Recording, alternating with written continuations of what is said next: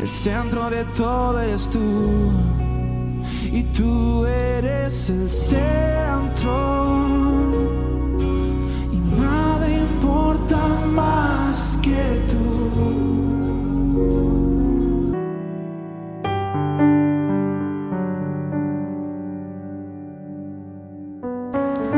Y cuando llegaron al lugar llamado de la Calavera, le crucificaron allí, y los malhechores, uno a la derecha y otro a la izquierda. Y Jesús decía: Padre, perdónalos porque no saben lo que hacen. Y repartieron entre sí sus vestidos echando suertes. Y el pueblo estaba mirando, y aún los gobernantes se burlaban de él, diciendo: a otro salvó, sálvese a sí mismo, si este es el Cristo, el escogido de Dios. Los soldados también le escarnecían, acercándose y presentándole vinagre, y diciendo: si tú eres el rey de los judíos, sálvate a ti mismo. Había también sobre él un título escrito con letras griegas, latinas y hebreas, que decía: este es el rey de los judíos. Y uno de los malhechores que estaba colgado le injuriaba, diciendo: si tú eres el Cristo, sálvate a ti mismo y a nosotros. Respondiendo el otro le reprendió, diciendo: ¿ni aún temes tú a Dios, estando en la misma condenación? Nosotros a la verdad juntamente padecemos porque recibimos lo que merecían nuestros hechos, mas este ningún mal hizo. Y dijo a Jesús: acuérdate de mí cuando vengas en tu reino. Entonces Jesús le dijo: de cierto te digo que hoy estarás conmigo en el paraíso.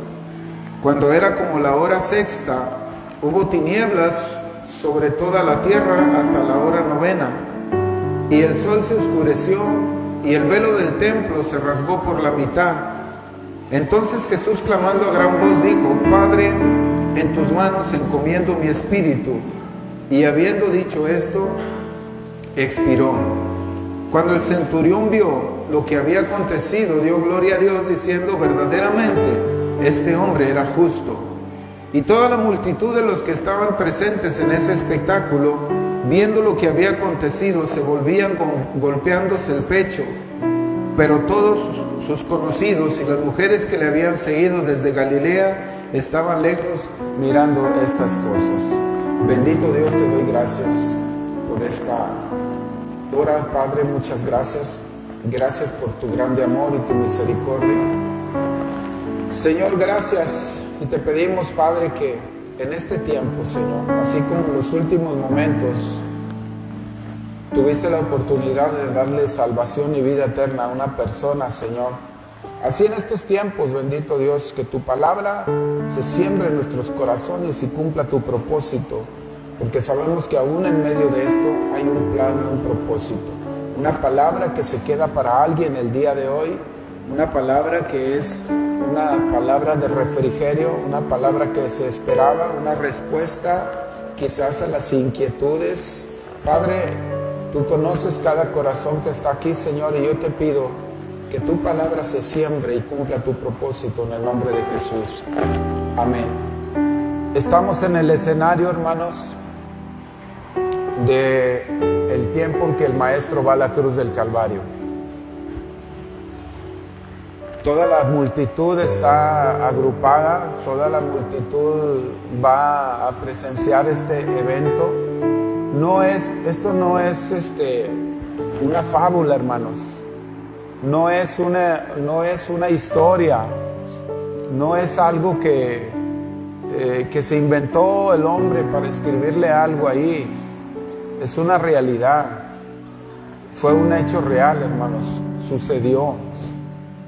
Había un hombre hace poco más de 2025 años, había un hombre que conmovió al mundo. Y ciertamente en un grupo de personas, como era María, su madre, como eran sus hermanos, solamente había un grupo reducido de personas que había visto el hecho de que una mujer concibiera sin intervención humana.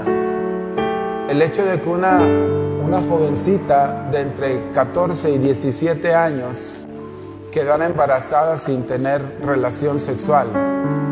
Solamente María, solamente José, que al principio estaba incrédulo, y lo que platicaría María con los demás hijos, con los hermanos de Jesús en casa, como cualquier hogar. Pero ese hombre, hermanos, estaba marcando la historia. Ese hombre era enviado de Dios, era Dios mismo encarnado en el ser humano, y vendría a marcar otra historia, vendría a cumplir un propósito. Nació y todo el mundo sabía que había algo especial en ese nacimiento, desde el rey que mandó matar a todos los niños. Él decía, ahí me lo voy a llevar porque no sé quién es. Él sabía. Satanás estaba persiguiendo ese evento y no quería que se diera, no quería que ese niño creciera. Y usó todo lo que podía para que no fuera así, para que ese niño no creciera.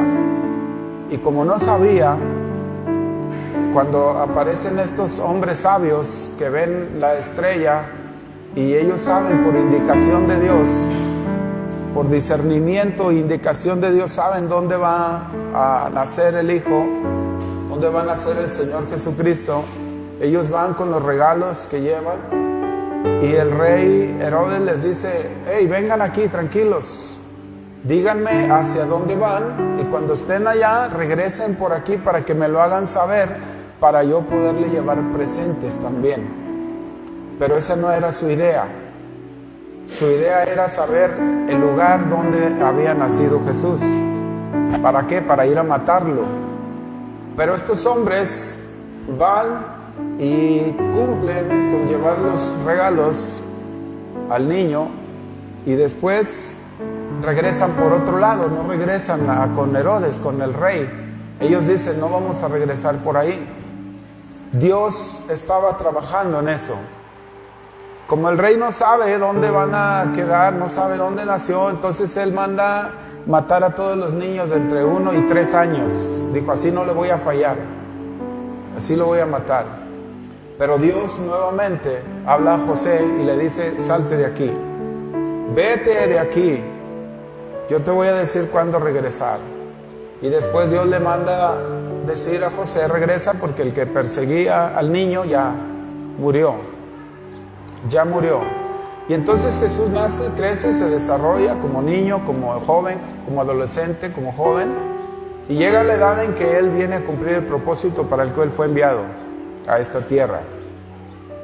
Llega el momento del ministerio, empieza a declarar, empieza a hablar, empieza a hacer milagros, empieza a predicar el evangelio, y llega un momento marcado para Él. Y Él mismo reconoce que el tiempo ha llegado. Se declara públicamente en la entrada triunfal a Jerusalén, declara públicamente que Él es el Mesías, que Él es el Hijo de Dios enviado para ser sacrificado y morir en la cruz del Calvario. Él mismo se declara públicamente y este hecho hace que el gobierno de aquella época, los religiosos, llegaran a prenderlo porque era un blasfemo, porque era un hombre común que se decía ser el Hijo de Dios y eso era una gran blasfemia. No podía, ¿cómo podía decir eso? Entonces lo apresan y lo llevan. Y entonces comienza, él ya sabe lo que está haciendo. Un día antes, en la noche, él prepara la Pascua con sus discípulos, toma la Santa Cena y él ya sabe que al siguiente día va a ser entregado. Y llega el tiempo en que toda la multitud está en el evento, todos, muchos. Y lo leímos ahorita, dice que unos le injuriaban. Los soldados se acercaban y le acercaban vinagre, diciendo, ándale, burlándose de él, toma. Si tú eres el Hijo de Dios, sálvate, ¿qué estás haciendo ahí arriba? Y se reían de él, se burlaban de él. Algunos políticos, algunos del gobierno, porque era un evento, hermanos, muy grande. Era una gran multitud de personas que estaban ahí, creyentes y no creyentes. Estaban ahí para ver ese evento, para ver el evento más grande de la época. Y había muchos ahí, algunos políticos se burlaban de él y comentaban entre sí, decían, este se dice que es el Hijo de Dios, se dice que es el Rey. ¿Y cómo está ahí colgado? ¿Cómo es que nosotros podemos colgarle si Él es Dios? ¿Cómo es que nosotros podemos torturarle si Él es el Hijo de Dios? Y se decían entre ellos, y algunos soldados se acercaban y se burlaban de Él, le escarnecían, dice la palabra, y le decían: tú eres el Hijo de Dios, pues sálvate y sálvalos a ellos también, no puedes ni tú. Y esos malhechores que estaban a un lado, uno le dice: si tú eres el Cristo, si tú dices que eres el Hijo de Dios, sálvate y sálvanos a nosotros. Y uno de ellos le reprende, le dice: cállate, estás viendo, nosotros a la verdad estamos aquí por lo que merecemos, pero él. Y hay una historia tremenda en ese varón que reconoce a Jesucristo, está en esa condenación. Y entonces, hermanos, viene el tiempo en que lo crucifican, lo suben, lo torturan. Esa es la tortura, es el asesinato que ha marcado la historia en toda la humanidad.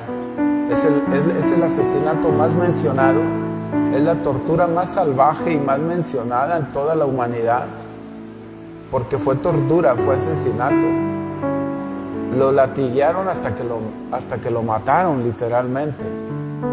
Pero fue un sacrificio muy cruel, y ese sacrificio lo hizo por ti y lo hizo por mí. Él ya nos conocía. Entonces, estando en esa cruz, hermanos, todavía Él tiene cuidado. Y ahí es donde Él menciona las 7 palabras, las últimas 7 palabras del Maestro en la cruz del Calvario, que nuevamente marcan la historia. Se cree que estas 7 palabras, hermanos, sientan las bases de la iglesia cristiana. Estas 7 palabras que el Maestro da en la cruz del Calvario. Dice la Escritura, como lo leímos, hermanos, que la gran multitud de los que no creían estaban amontonados al pie de la cruz. Estaban allí. Y la única que estaba ahí era María, como la madre. Era la que estaba al pendiente de su hijo, era la que estaba allí. Y Juan. Pero dice la Escritura, por ahí en los últimos versículos, que todos los que le seguían, las mujeres que le seguían y todos los que creían en Él, estaban ahí, hermanos, pero estaban allá, lejos. Ellos no estaban contemplando como todos. Ellos no estaban viendo que era un espectáculo, porque era un espectáculo lo que estaban viendo. Y todos los demás estaban por allá escondidos. Y es ahí, hermanos, donde el Maestro, estando en la cruz del Calvario, viene a decir las 7 palabras. Así que vamos a escuchar, hermanos, las 7 palabras. Voy a invitar a mi hermana Rosy. Como les decía, mis hermanos, esta palabra que voy a compartir se encuentra en Lucas 23:34. Jesús dijo: Padre, perdónalos porque no saben lo que hacen.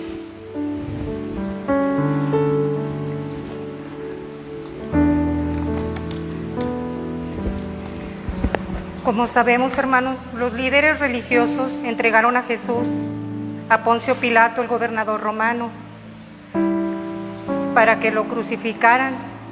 Y ahí estaba Jesús crucificado, con su corona de espinas lastimándole su frente. Los líderes judíos entregaron a Jesús, pero fueron los romanos quienes lo crucificaron. Ellos esperaban al Mesías por muchos años. Vieron a Jesús sanar enfermos, echar fuera demonios, resucitar muertos, darle vista a los ciegos, un montón de milagros. Lo buscaron tanto que no se dieron cuenta que aquel hombre que estaban crucificando, que ellos pidieron que crucificaran, era nada más y nada menos que el Mesías. Pero no lo reconocieron. Creo yo que por su ignorancia. En San Juan 1:11 dice: a lo suyo vino y los suyos no lo recibieron. No lo reconocieron, mis hermanos. No se dieron cuenta que Él era el Mesías. Padre, perdónalos porque no saben lo que hacen. Jesús fue cruelmente golpeado, escupido, burlado, lacerado, humillado hasta más no poder. Tanto los líderes religiosos y los gentiles estaban satisfechos de haber logrado la crucifixión de Jesús. Se burlaron hasta el cansancio. Jesús, siendo el Mesías, siendo el Rey, tenía el poder para evitar todo lo que estaba sucediendo, pero fue obediente a la voluntad del Padre. Él sabía todo lo que se veía venir. Sin embargo, Él no pidió ayuda, no pidió que lo bajaran de la cruz, no pidió que pararan. Él siguió con esa responsabilidad y lo hizo por amor.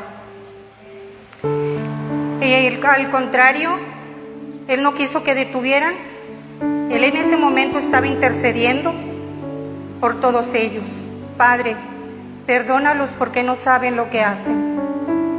El propósito de Jesús en la tierra fue cumplir con el plan perfecto de Dios, que fue salvar a la humanidad, enseñar la verdad y dar su vida por nosotros. Aquellos que lo crucificaron no sabían de qué se trataba, quién era aquel hombre que estaban crucificando. Ellos solo decían que era un blasfemo, que se decía el Hijo de Dios. Pero nosotros, hermanos, sí sabemos quién fue ese hombre que crucificaron. Jesús, a punto de morir, no pidió perdón solamente por aquellos que lo crucificaban. También lo pidió por ti y por mí, mi hermano. Por amor a nosotros, por cada acto de desobediencia. Esto provocó que Jesús estuviera ahí, dando su vida por amor a nosotros, para el perdón de nuestros pecados. Así que, mis hermanos, si Jesús perdonó tantas ofensas, tanta maldad, tantas humillaciones, ¿por qué nosotros no hemos de perdonar a quienes nos ofenden? Por más grande que sea la situación, debemos de perdonar como Jesús nos enseñó. Aquí nos dice en San Juan 13:14.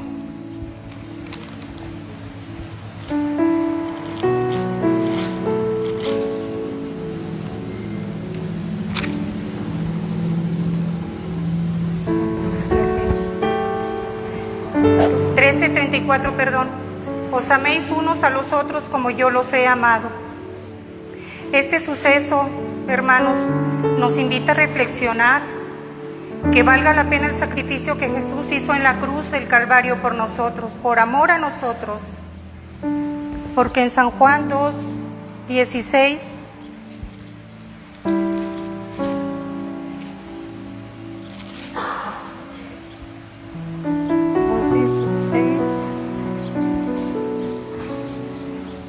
nos habla del amor tan grande que Dios tiene hacia nosotros.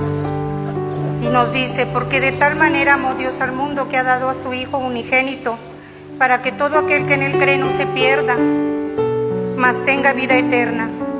Perdonemos, mis hermanos, para tener vida eterna. Dios les bendiga, hermanos. La segunda palabra que nuestro Señor Jesucristo dijo en la cruz: de cierto te digo que hoy estarás conmigo en el paraíso. Vamos a Lucas 23:39. Uno de los malhechores que estaba colgado le injuriaba diciendo: si tú eres el Cristo, sálvate a ti mismo y a nosotros.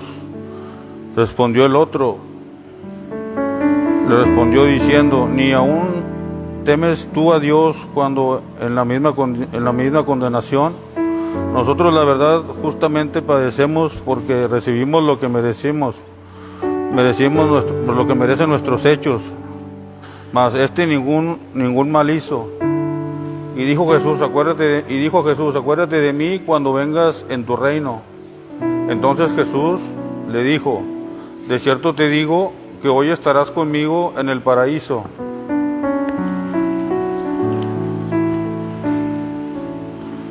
Mis hermanos, aquí vamos a ver, veamos un problema de actitud. La actitud determina la consecuencia de nuestros actos. Mis hermanos, veamos la actitud de cada uno de los ladrones que estaba crucificado con nuestro Señor Jesucristo. El ladrón del lado izquierdo, una actitud altiva, desafiante, le dijo a nuestro Señor Jesucristo: si tú eres el Cristo, sálvate a ti mismo y sálvanos a nosotros. Sin ningún temor de sus palabras, sabiendo de su situación que iba a morir, él quería ser salvado. Él quería ser salvado, pero la respuesta de nuestro Señor Jesucristo, mis hermanos, fue un silencio. No hubo respuesta de nuestro Señor Jesucristo.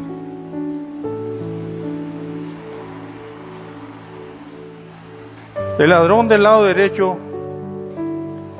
le contestó: ¿ni aún temes a Dios, estando en la misma condición? Y en Lucas 23:41, nosotros la verdad justamente padecemos porque recibimos lo que merecemos, lo que merecían nuestros hechos, mas ningún mal hizo. Él estaba reconociendo sus pecados. Este ladrón fue humilde, temeroso de nuestro Señor Jesucristo en ese momento. Sabía quién estaba crucificado a su lado. Él sabía que Jesús era un rey.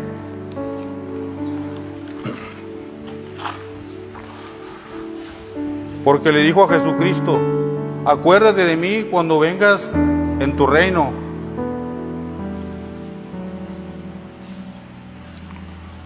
A lo mejor este ladrón, a lo mejor era un cristiano que se fue al mundo. Porque sus palabras son de alguien que sabe de quién está hablando.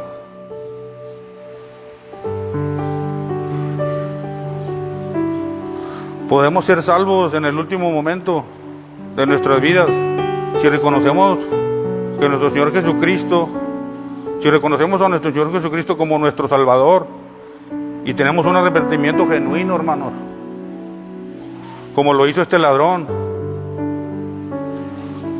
Ni siquiera era uno de los apóstoles. Mis hermanos, y miren la promesa que le hizo nuestro Señor Jesucristo, que ciertamente se la ha de haber cumplido. En Lucas 23:43, del cierto te digo que hoy estarás conmigo en el paraíso. Y claro que se la ha de haber cumplido. De eso no cabe la menor duda, mis hermanos.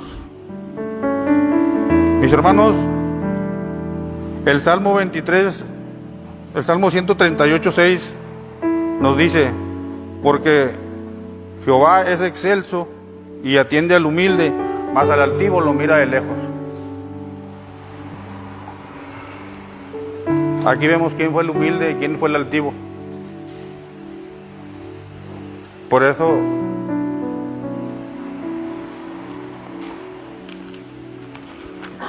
nuestros actos determinan las consecuencias. La actitud de nuestros actos determina las consecuencias, mis hermanos. Que Dios me los bendiga. Hermanos, pues a mí me tocó compartir la tercera palabra de Jesucristo, que dijo Jesucristo en la cruz. Y esta palabra es: mujer, he ahí tu hijo, hijo, he ahí tu madre. Este versículo se encuentra en Juan 19:26.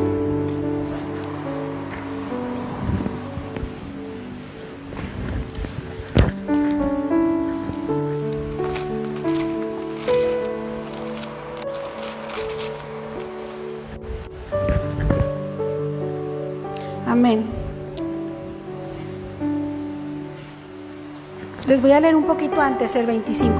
Estaban junto a la cruz de Jesús su madre y la hermana de su madre, María, mujer de Cleofas, y María Magdalena. Cuando vio Jesús a su madre y al discípulo a quien él amaba, que estaba presente, dijo a su madre: mujer, he ahí tu hijo.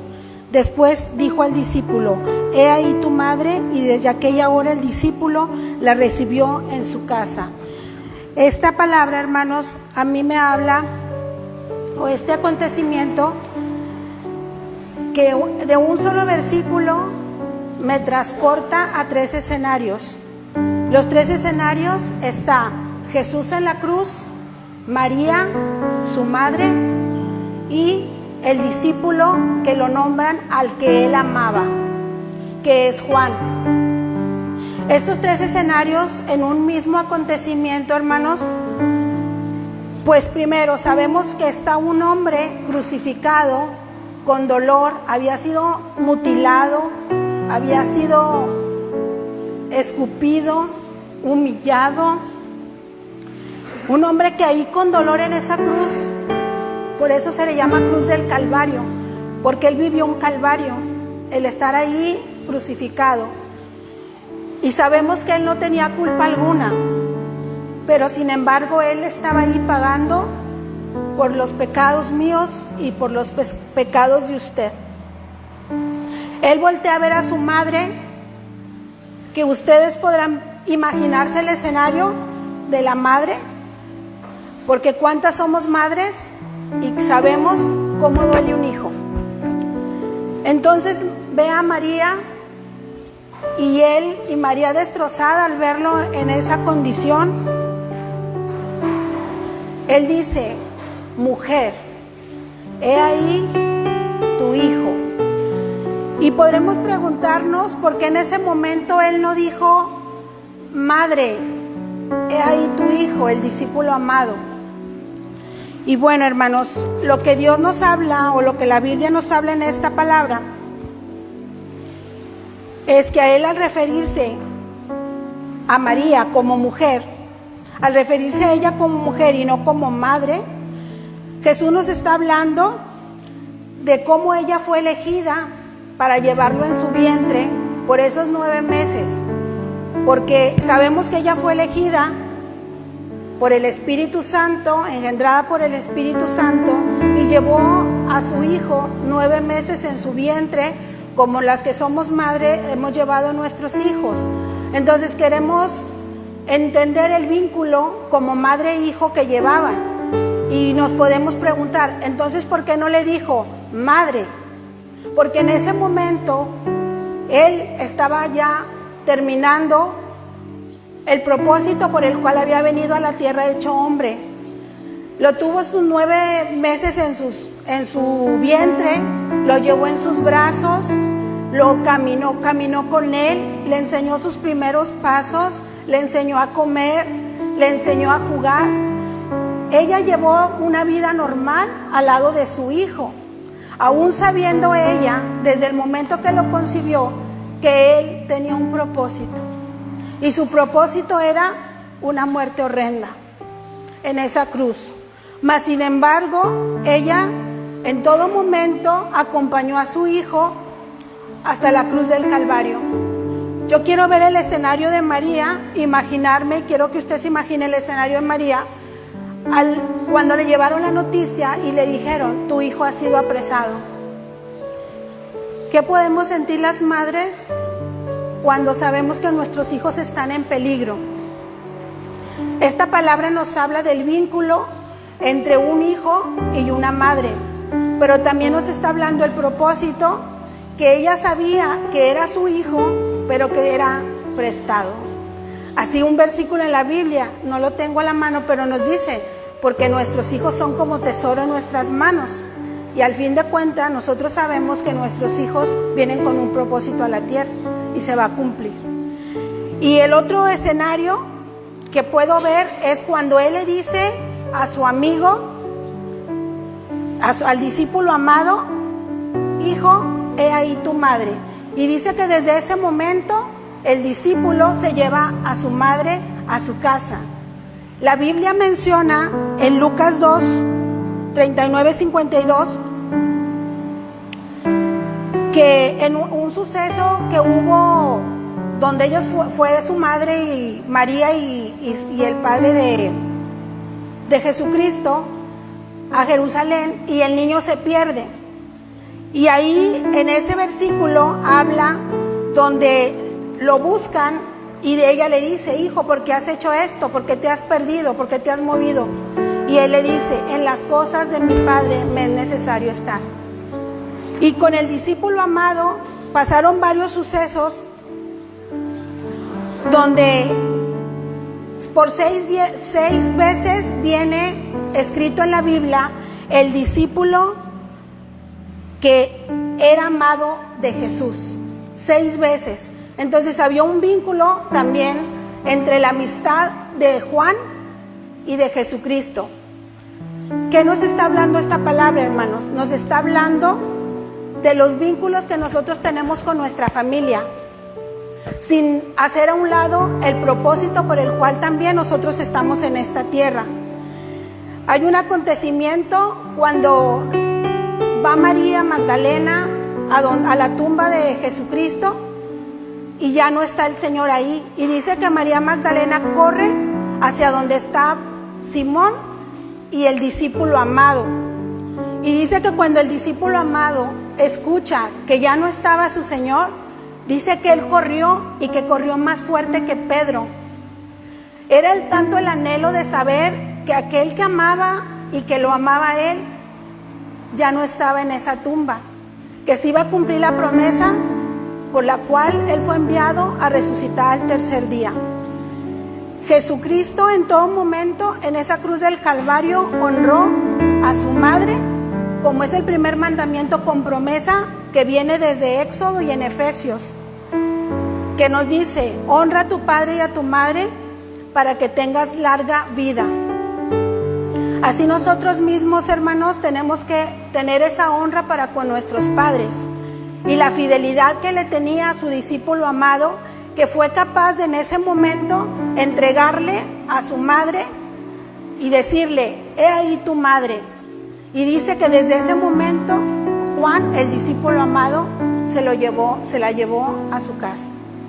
Entonces, ¿qué nos habla? Que él desde el momento que estaba en la cruz, también se preocupó por tu familia, se preocupó porque hay esos vínculos familiares, por esa unidad familiar, y también, ¿por qué no?, tener amigos en los cuales son fieles a ti, que pueden caminar contigo, esos amigos que sobrepasan, que no te van a traicionar, que te conocen realmente como eres. Ese es el vínculo que tenía Juan con Jesús. Cuando estaban en la mesa de la última cena, Jesús dijo: uno de ustedes me va a entregar. Y ellos no sabían quién era. Y Pedro le hizo señas al discípulo amado, como diciendo: pregúntale tú, porque tú sí lo conoces, a ti te va a decir. Y dice que se acerca al discípulo amado y le pregunta: ¿quién ha de ser? Y le fue revelado: al que con mojar el pan y al que yo le diera el pan húmedo, ese es el que me va a entregar.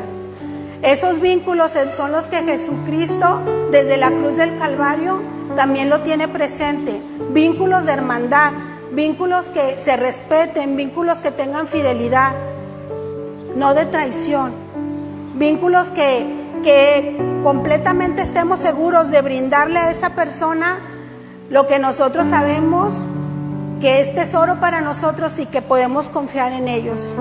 Desde el último momento, ahí en esa cruz, Él recordó esos dos vínculos, tanto el de honrar a su madre, aún sabiendo que el propósito ya se había cumplido. En esa cruz del Calvario también se cumplió no solo el propósito de Jesucristo, sino el propósito de María, quien llevó a su hijo 9 meses en su vientre, y en esa cruz se estaba cumpliendo el propósito. Amén. Eso es lo que me habla el Señor de la palabra. Gloria a Dios.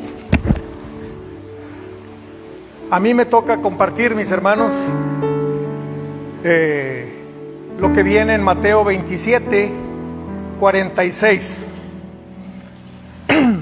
Dice así: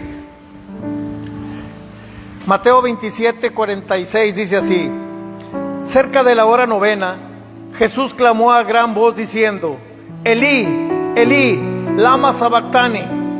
Esto es: Dios mío, ¿por qué me has desamparado? Mis hermanos, ya para este punto de la vida de Jesucristo, ya para en este momento de la vida de Jesucristo, dice que era la hora novena. Estaba agonizando, mis hermanos. Ya para la hora novena, Jesucristo ya estaba agonizando. Ya no le quedaban fuerzas. Ya todas las fuerzas se le habían terminado. Ya no tenía casi sangre en su cuerpo. Ya la mayoría la había derramado. O sea, ya se estaba muriendo. Él estaba en agonía. Ya estaba desangrado. Más todo el sufrimiento que había él recibido cuando lo latiguearon.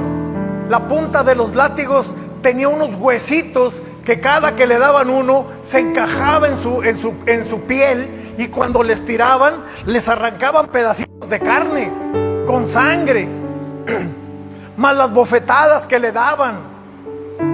Lo escupían y decían de él cosas horribles. Pero para nuestro Señor Jesucristo eso no le importaba.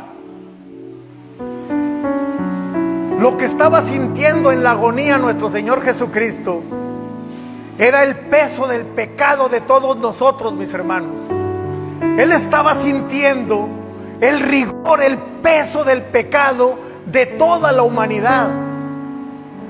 Porque nosotros todavía no nacíamos cuando ese evento sucedió, pero Él ya estaba pagando por los pecados que nosotros estamos cometiendo ahorita. Él ya los traía cargados. Él estaba agonizando por tu pecado y por mi pecado, mi hermano. Y por los que todavía no nacen. Hoy en día están haciendo niños en las maternidades. Y nuestro Señor en ese momento estaba pagando el precio. Era demasiado el peso que estaba soportando por nosotros.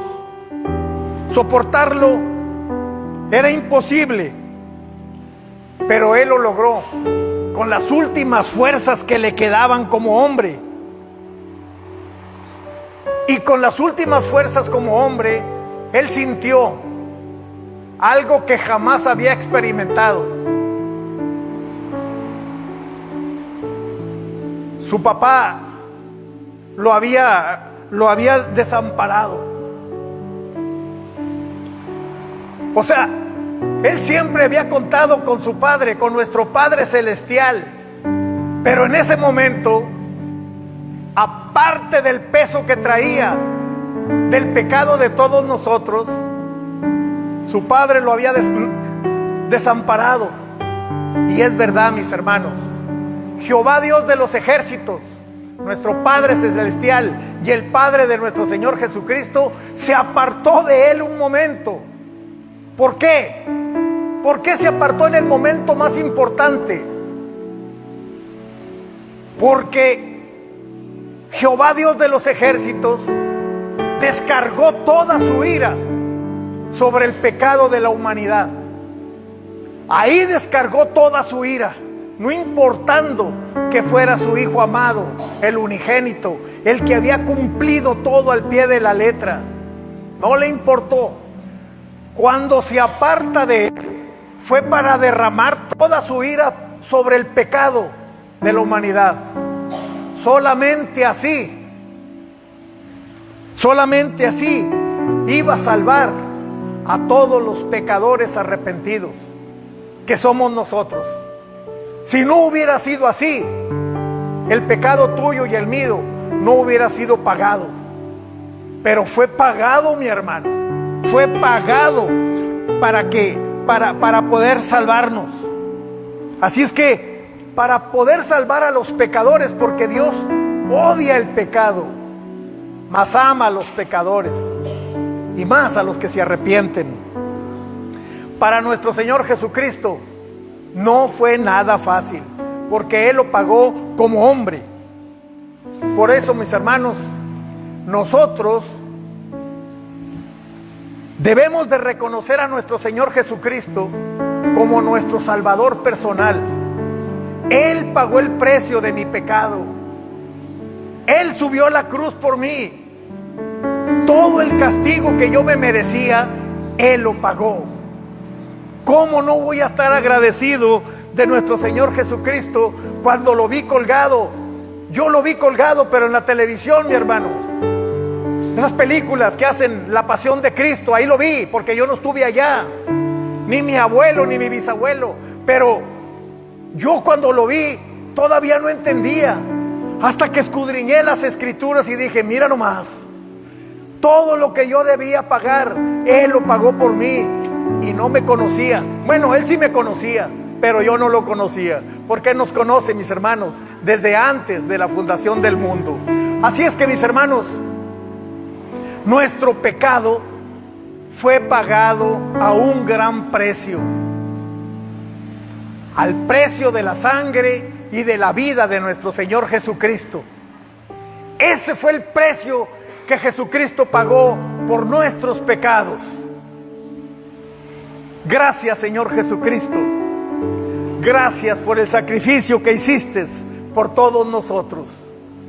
Él clamó con sus últimas palabras: Dios mío, ¿por qué me has desamparado? Eran palabras de agonía. Ya se estaba muriendo, eran las últimas palabras que estaba mencionando. Ya estaba en agonía, ya se estaba muriendo. Y eso lo dijo para salvación de nosotros.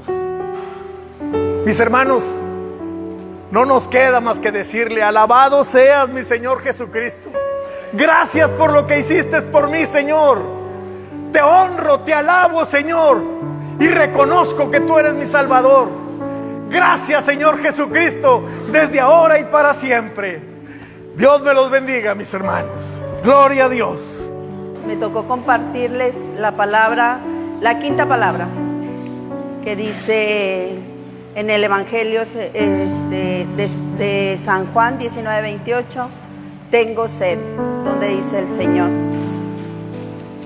Y viene, como les había compartido, en San Juan 19:28, se los voy a leer. Después de esto, sabiendo Jesús que ya todo estaba consumado, dijo para que la Escritura se cumpliese: tengo sed.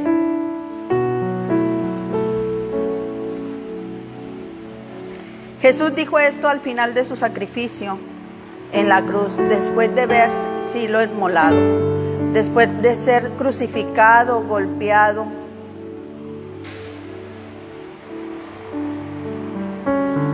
Podemos entender que Él pidiendo de beber, porque sabía Él que su propósito se había cumplido. ¿Por qué Jesús pedía agua, hermanos?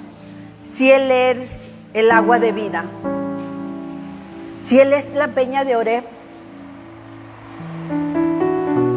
teníamos que reconocerlos, hermanos, que Él venía siendo obediente a su Padre, que tenía que vivir el proceso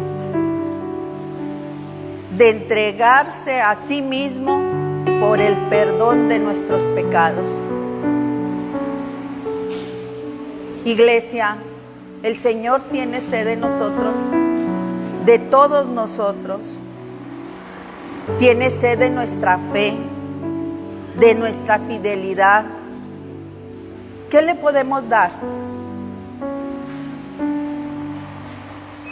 Aún así, cuando el maestro dijo, tengo sed, había una vasija ahí de vinagre. Entonces que empaparon y se la acercaron a su boca. ¿Ustedes pueden creer que nosotros podamos darle ese vinagre al Señor cuando Él está pidiendo que le demos de beber? Cada vez que buscamos en la intimidad de nuestros aposentos la presencia del Señor, ¿qué le damos, hermanos? ¿Como los soldados? ¿Ese vinagre con hiel? porque eso representaba, mis hermanos, ese vinagre con hiel representa la desobediencia, el pecado, la falta de fe, nuestra rebeldía por momentos cuando decimos que todo está bien y nos apartamos de Él. Todo aquello que no le agrada es lo que representa esa vasija con vinagre y hiel que le dieron a nuestro Padre. Aún sabiendo Él, siendo crucificado y terminado ya la obra, Él todavía pidió para ser obediente y cumplir la palabra del Padre, a lo cual lo habían enviado. También podemos ver en Juan 4:7, hermanos, donde le pide le pide de beber a una mujer samaria para que iba a sacar agua. Dice, vino una mujer de Samaria a sacar agua y Jesús le dijo, dame de beber, pues sus discípulos habían ido a la ciudad a comprar de comer. La mujer samaritana le dijo, ¿cómo tú, siendo judío, me pides a mí de beber? Si yo soy mujer samaritana, porque judíos y samaritanos no se trataban en ese tiempo. Y respondiendo Jesús le dijo, si conocieres el don de Dios, ¿y quién es el que te dice, dame de beber? Tú le pedirías y Él te daría agua viva. Eso es lo que quiere el Señor, hermanos. En esto podemos entender que solo Él, como se los comentaba hace un momento, es el agua de vida que podemos buscar, que podemos encontrar cuando le buscamos sinceramente. No porque seamos dignos de merecerlo, pero aún Él, estando ahí, puede Él otorgar de lo que necesitamos. Él sabía todo esto, hermanos, y dijo, hecho está, consumado es, y entregó su espíritu al momento de terminar. Les agradezco, hermanos, y aquí está la palabra. Bendiciones. Dios les bendiga, hermanos. Les voy a pedir si se pueden poner de pie y abrir su Biblia en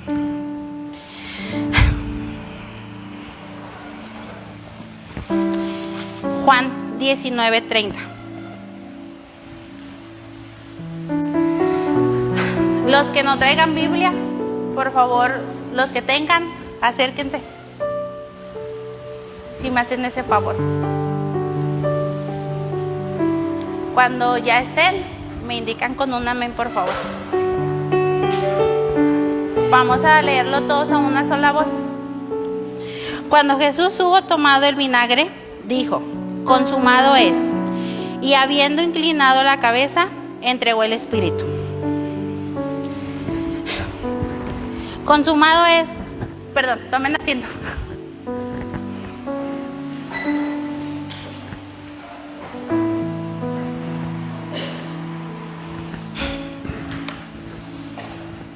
Consumado es no es una palabra de derrota, hermanos, de un hombre que murió en una cruz y perdió la batalla y pues ya, se acabó.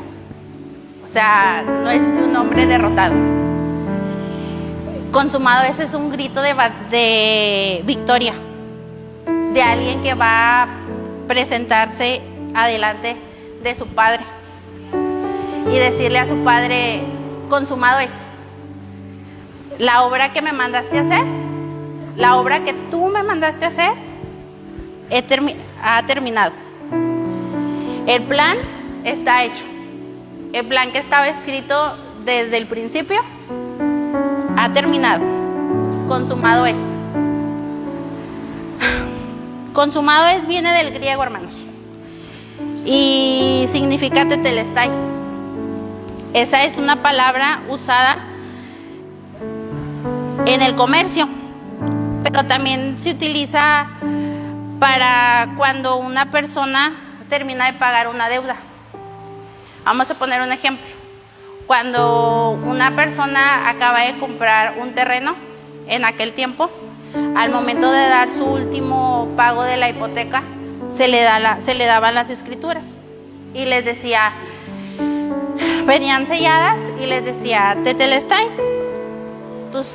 tu deuda está pagada, ya no había más que pagar, ya eres el único y el legítimo dueño de la propiedad.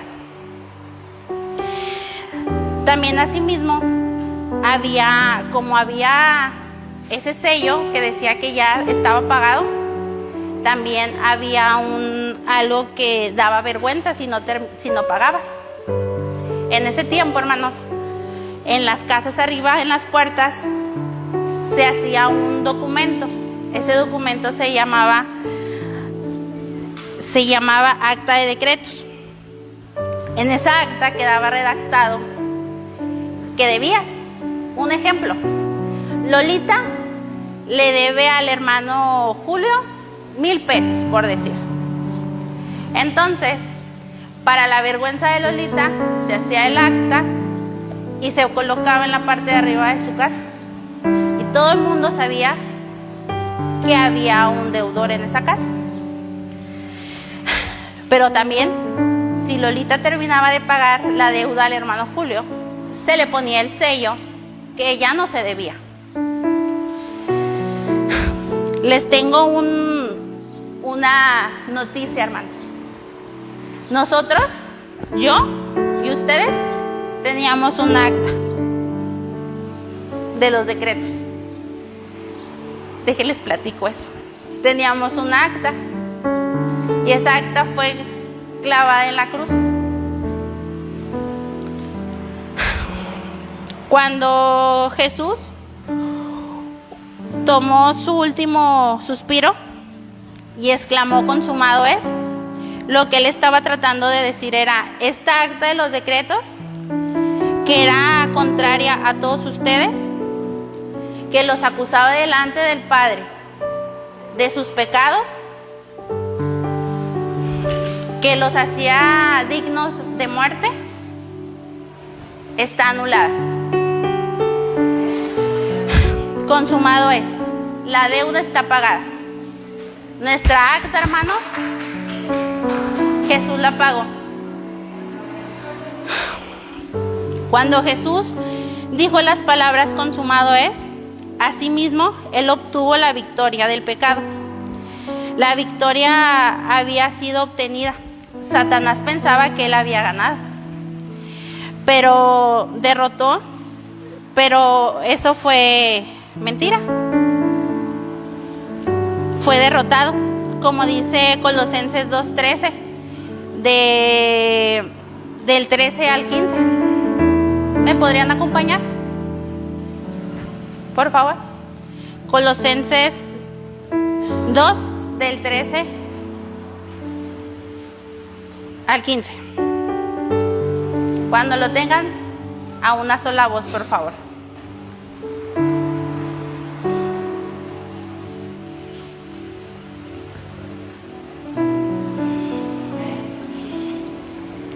Colosenses 2, del 13 al 15. Amén. Hermanos, que se les quite la pena. Relájense. Dice, y a vosotros estando muertos en pecado y en la incircuncisión de vuestra carne, y os vida junto a él, perdonaos todos los pecados.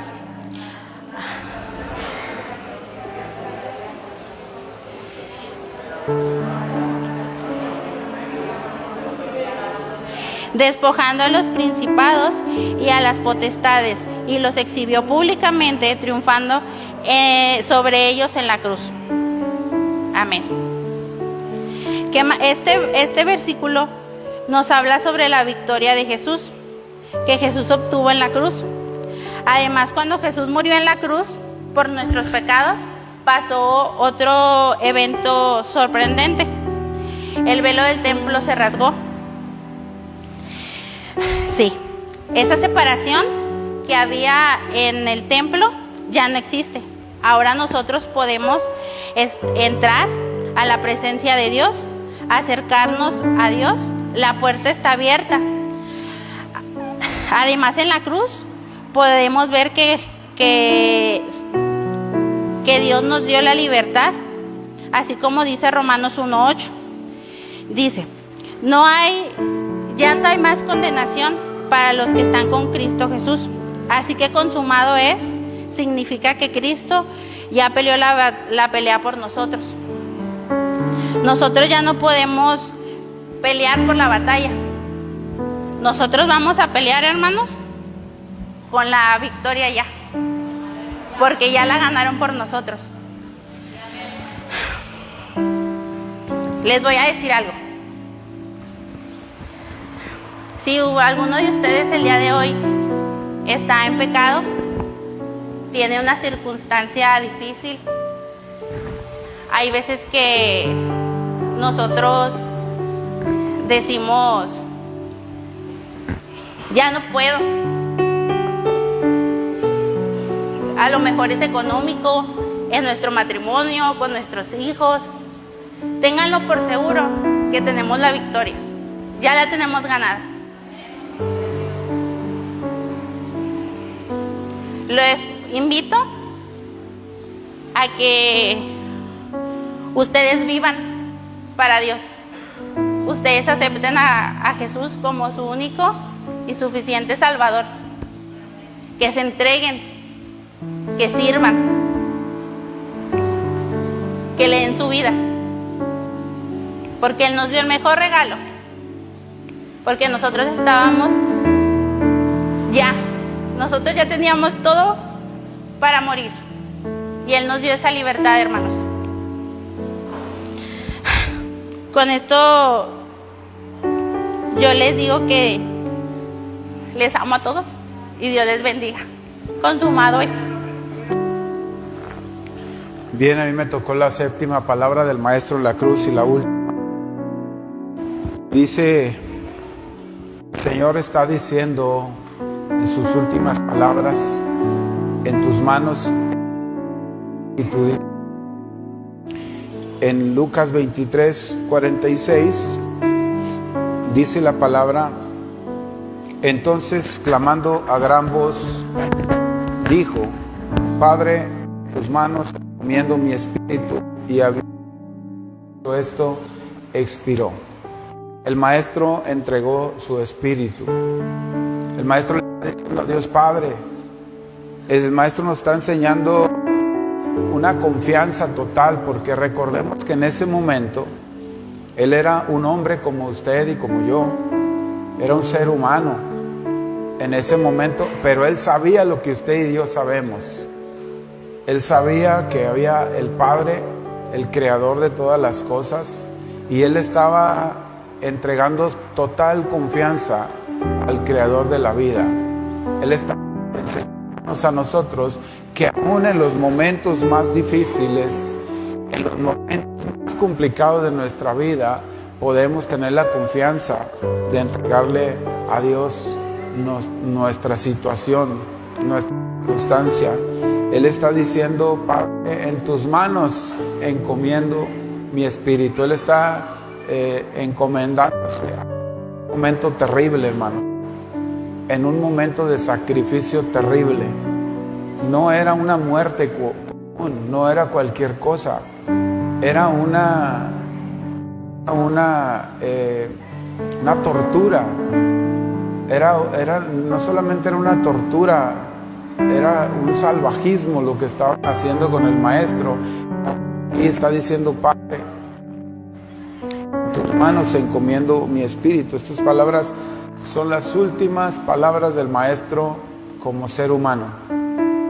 Son las últimas palabras. Él sabía que estaba a punto de dejar el mundo físico para regresar a su trono. Él sabía lo que estaba haciendo. Él sabía lo que hacía, pero estaba sufriendo como un ser humano.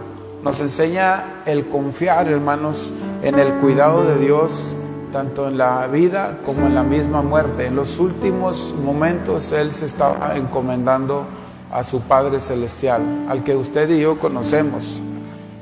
En la misma vida y en la misma muerte también Él estaba diciendo, Padre, en tus manos encomiendo mi espíritu. Él nos está enseñando a nosotros hasta en el último momento, hermanos, Aunque tu problema sea el más grande, el más difícil, la circunstancia más terrible, sea que estés en depresión, en angustia, en tristeza, sea por economía, sea porque estés el ser amado, sea porque no encuentras esa paz, sea porque un evento te marcó y no encuentras esa paz que estás buscando, sea porque no has encontrado el confort que tu alma necesita, que tu corazón.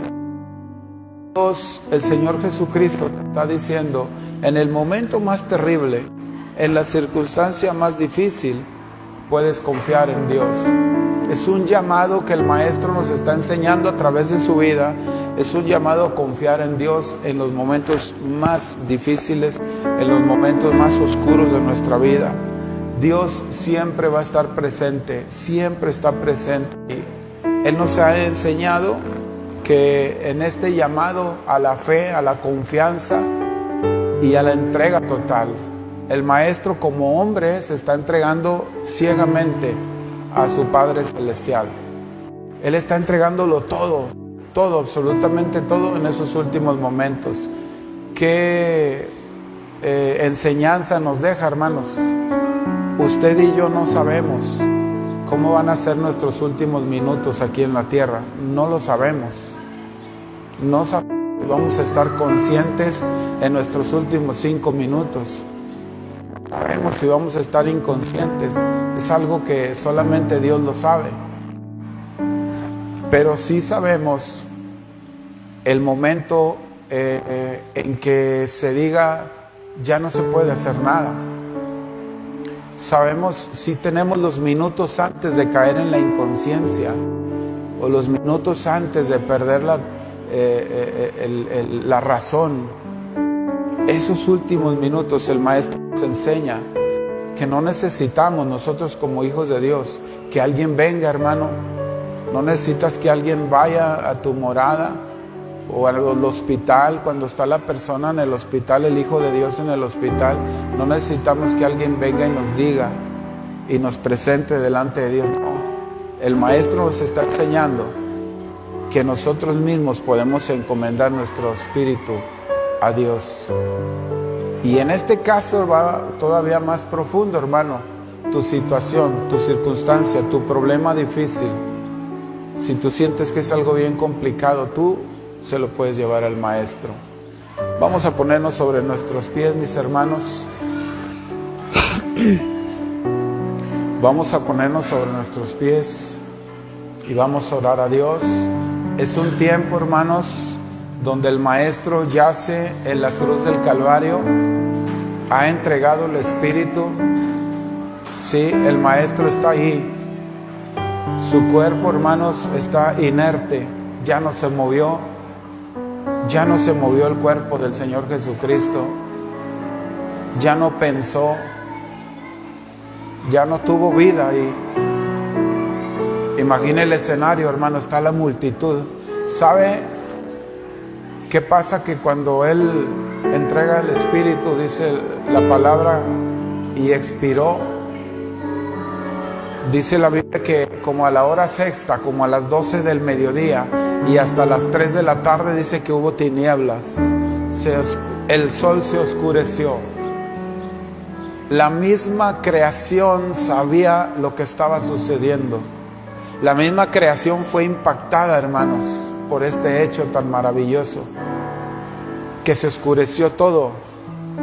Y cuando Él dice, cuando entregó el Espíritu, vino un gran terremoto sobre aquel lugar. La tierra se estremeció, mis hermanos. La misma tierra se cimbrió, la misma tierra sintió el hecho de haber perdido al Maestro. La misma tierra sufrió ese evento, hermanos.